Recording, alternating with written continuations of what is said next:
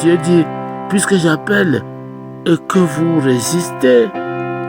C'est quoi l'appel de Dieu? Ce contexte définit ce que cela signifie de répondre à l'appel de Dieu.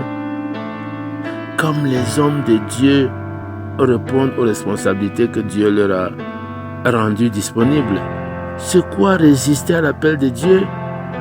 Proverbe nous le dit, puisque j'appelle et que vous résistez, puisque j'étends ma main. C'est ça l'appel de Dieu. Dieu invite les disciples à répondre. Est-ce qu'il y a des disponibles?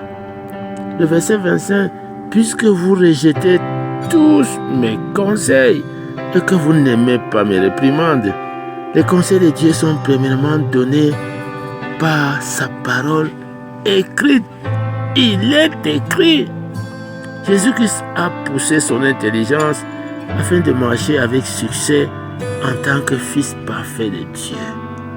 Les gens ont toujours pensé que Jésus-Christ marchait par révélation. Toujours par révélation. C'est faux.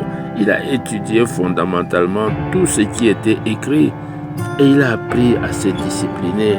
Il connaissait la parole de Genèse à Malachie de fond en comble. Il a vu la polyvalence de sa vie en tant que fil rouge, la parole de Dieu. Il citait la parole. Il est écrit. Il ne faisait pas que recevoir révélation après révélation. Il n'était pas un spiritualiste. Non, il était un homme de Dieu. Les révélations qu'il recevait étaient basées sur sa discipline ou dans les Écritures. Nous avons besoin de connaître Dieu à travers sa parole. C'est quoi rejeter l'appel de Dieu? C'est rejeter la parole de Dieu qui appelle les hommes et les femmes à être des disciples. Ce n'est pas chercher sa propre solution dans les dénominations. Nous n'en trouvons pas. C'est rejeter premièrement la parole écrite et parler qui sont établis clairement. Dieu est dans sa parole et nulle part ailleurs. Il y a des gens qui vagabondent partout, même des gens qui ont revêtu la nature de Dieu et qui parlent toute la journée. Ils disent qu'ils parlent, que Dieu leur parle toute la journée. Néanmoins, ils ont reçu la parole que la plupart d'entre nous, hommes et femmes, leur ont déclaré, leur faisant la réprimande et la correction pour revenir sur le bon chemin. Nous ne pouvons pas aller loin avec Dieu sans la connaissance de ce que Dieu a rendu disponible. Lorsque le serpent dit à la femme, Dieu a-t-il réellement dit, vous ne mangerez pas de tous les arbres du jardin? Voilà la question que le diable a posée à la femme Ève. Savait-il ce que Dieu avait dit? Bien sûr que oui, il le savait. Il savait ce que Dieu avait dit. Dieu a-t-il réellement dit de ne pas manger de tous les arbres du jardin? Maintenant, je vais vous montrer la chute de l'homme et comment c'est arrivé et comment elle s'accorde avec le reste de la parole de Dieu. Tout d'abord, la première chose que Satan vous fait est de vous amener à douter de l'intégrité et de l'exactitude de la parole de Dieu. C'est ça. Nous ne recherchons pas l'intégrité et l'exactitude de la parole de Dieu. Voilà ce qui nous rend faibles. Dieu a-t-il réellement dit? Il savait ce que Dieu avait dit. Le jour où tu en mangeras, tu mourras. Satan le savait.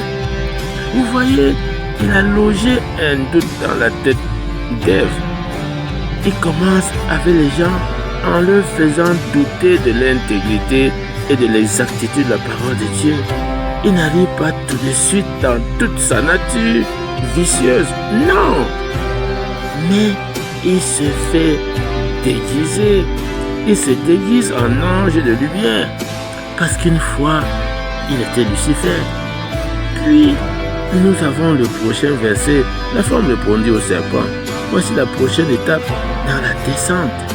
Vous ne pouvez pas empêcher les esprits diaboliques de venir vers vous. Vous ne pouvez pas les empêcher de vous attaquer, soit à travers des gens et d'autres sources qu'ils possèdent. Vous ne pouvez les empêcher. Mais je veux vous dire quelque chose que vous pouvez empêcher. Vous pouvez les empêcher de se régir dans vos cheveux, de rester. C'est comme une mauvaise pensée. Vous ne pouvez pas toujours éviter une mauvaise pensée, mais vous pouvez cesser de la couver et de l'entretenir. Le problème de cette situation n'est pas que le diable lui avait dit. Les gens vous diront toujours les choses. Le problème est qu'elle a commencé l'entretien. Elle a retenu ce qu'il a dit. Voici le problème. La femme répondit au serpent, nous mangeons du fruit des arbres du jardin. Et alors, à un moment, qu'est-ce que Dieu avait dit? Est-ce que c'est là ce que Dieu avait dit? Pas du tout. Dieu avait dit, tu pourras manger librement de tous les arbres du jardin. Savez-vous ce qu'elle a fait? Elle a omis un mot. Laissez-moi vous poser une question. Si vous omettez un mot de la parole de Dieu, avez-vous encore la parole? Non! Vous n'avez qu'une interprétation particulière. Et l'Écriture nous dit, sachant tout d'abord qu'aucune prophétie de la parole ne peut faire l'objet d'une interprétation particulière. Et la troisième chose qu'elle fait, elle omet un mot, alors elle n'a plus la parole. Et écoutez ce qu'elle dit au verset 3. Quant au fruit de l'arbre qui est au milieu du jardin, Dieu a dit, vous n'en mangerez point et vous n'y toucherez point. Et alors à un moment, est-ce que c'est là ce que Dieu avait dit? Non, Dieu n'a rien dit à ce sujet de toucher l'arbre. Il n'a rien dit. Alors qu'est-ce qu'elle a fait? 4 points. Elle ajoute à la parole de Dieu. Vous n'avez plus la parole. Voici la chute. Genèse 2, versets 16 et 17. Dieu avait dit, tu feras tout ceci, mais le jour où tu en mangeras, tu mourras. Et en Genèse 3, versets 1 à 6, Satan questionne l'intégrité de la parole.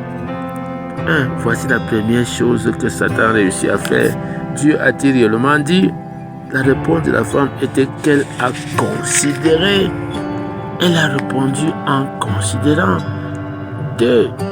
Puis numéro 3, elle a omis un mot. Numéro 4, elle a ajouté un mot. Numéro 5, elle a changé la parole de Dieu. Elle a changé ce qui était absolu en un peut-être.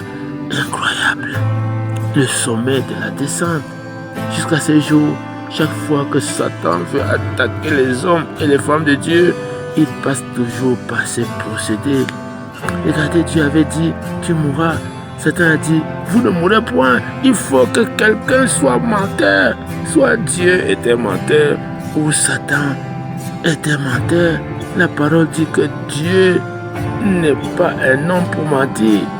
Alors vous pariez que Satan était menteur.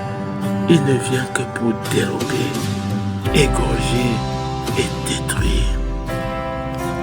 Parler de la profondeur, de la grandeur de la parole de Dieu, nous ne savons pas comment l'enseigner plus exactement.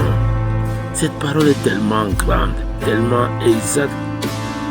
Ce que Dieu a dit, et comme c'est vrai, et comme elle s'accorde, comme c'est parfait. Vous voyez, aujourd'hui, c'est la même chose. Si vous n'avez pas la parole, il est écrit, vous serez fragilisé, vous serez faible, parce que vous n'allez pas résister. Résistez au diable et il fuira loin de nous. Vous allez résister avec il est écrit et il faut absolument l'avoir. Et c'est à travers la connaissance de la parole que nous pouvons la voir. Alors, Dieu est bon et le mal ne vient pas de lui. Dieu est amour et la haine ne vient pas de lui. Lorsque nous arrivons à Osée 4, verset 6, nous lisons « Mon peuple est détruit parce qu'il lui manque la connaissance ». Dieu parle encore à son peuple lorsqu'il dit « Mon peuple est détruit parce qu'il lui manque quoi? La connaissance ». Il n'est pas question ici d'un manque de connaissances des sciences, de la philosophie, des journaux ou du cinéma contemporain.